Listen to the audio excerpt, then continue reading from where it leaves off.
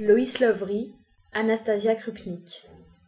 Anastasia Krupnik avait 10 ans, des cheveux couleur potiron, 14 taches de rousseur sur le nez, plus 7 autres à certains endroits qu'elle préférait garder secrets, et des lunettes rondes et larges style hibou qu'elle avait choisies elle-même chez l'opticien. À une époque, elle avait voulu devenir patineuse professionnelle, mais, après 2 ans d'entraînement, elle avait toujours les chevillons dedans. Elle avait aussi cru à un autre moment de sa vie qu'elle pourrait devenir ballerine, mais après 1 an de cours de danse tous les samedis matins, elle ne maîtrisait toujours pas la 5e position. Ses parents lui dirent, très gentiment, qu'il vaudrait peut-être mieux qu'elle choisisse une profession dans laquelle ses pieds n'entreraient pas en ligne de compte. Elle pensa qu'ils avaient sans doute raison, et se mit à chercher une solution. Anastasia avait une petite verrue rose en plein milieu du pouce gauche. Elle était très satisfaite de sa verrue. Celle-ci était apparue sans prévenir, peu de temps après son 10e anniversaire, un matin où rien de passionnant n'était arrivé. C'était la première verrue qu'elle eût jamais eue ou vue. « C'est une couleur admirable pour une verrue, » dit sa mère qui, elle, en avait vu d'autres. « Les verrues, tu sais, » lui avait dit son père, « ont une sorte de pouvoir magique. Elles apparaissent et disparaissent sans raison, un peu comme des elfes. » Le père d'Anastasia, Myron Krupnik, était professeur de littérature et avait lu à peu près tous les livres de l'univers, ce qui expliquait peut-être qu'il en sût si long sur les verrues.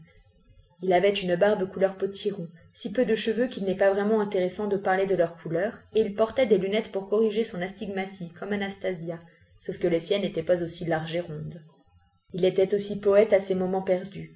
Parfois il lisait ses poèmes à Anastasia à la lueur d'une chandelle, après lui avoir fait goûter une gorgée, minuscule, de son verre de vin. Catherine Krupnik, sa mère, était peintre. Très souvent elle avait de grandes traînées violettes sur les joues, ou une large tache verte sur le poignet ou le coude. Parfois elle sentait la térébenthine, produit dont se servent beaucoup les peintres. D'autres fois elle sentait la vanille et le sucre roux, produit dont se servent beaucoup les mères. Et certaines fois, mais assez rarement, elle sentait « Je reviens ». C'était le nom de son parfum. Dans la bibliothèque de leur appartement se trouvaient 4 volumes de poésie écrits par Myron Krupnik. Le premier s'intitulait « Rire derrière le masque », et au dos du livre il y avait une photo de l'auteur, beaucoup plus jeune, à l'époque où il avait encore tous ses cheveux. Sur le cliché, il tenait ses lunettes à la main et offrait au lecteur un demi-sourire entendu et énigmatique. Le père d'Anastasia détestait ce livre, ou du moins le prétendait-il. Anastasia se demandait parfois pourquoi il le gardait dans la bibliothèque s'il le détestait autant que ça. Elle s'imaginait que c'était un peu comme le sentiment qu'elle avait éprouvé à 8 ans pour un garçon nommé Michael McGuire. Elle le haïssait tellement qu'elle passait chaque jour devant sa maison, rien que pour le plaisir de lui tirer la langue. Le second recueil de poèmes de son père était orné d'une nouvelle photo de lui avec un peu moins de cheveux et une moustache. Il s'appelait Mystère du mythe. Son père l'aimait bien, mais sa mère ne l'aimait pas du tout. Elle ne l'aimait pas simplement parce que sur la page de garde on pouvait lire « Pour Annie ». Anastasia ne savait pas qui était Annie. Elle avait l'impression en revanche que sa mère le savait parfaitement. Le 3e volume était le préféré de sa mère, sans doute parce que la page de garde portait en dédicace pour Catherine.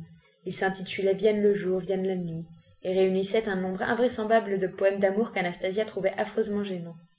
C'était le 4e, son préféré à elle. La photo de son père au dos de la couverture le montrait tel qu'elle l'avait toujours connu, chauve et barbu.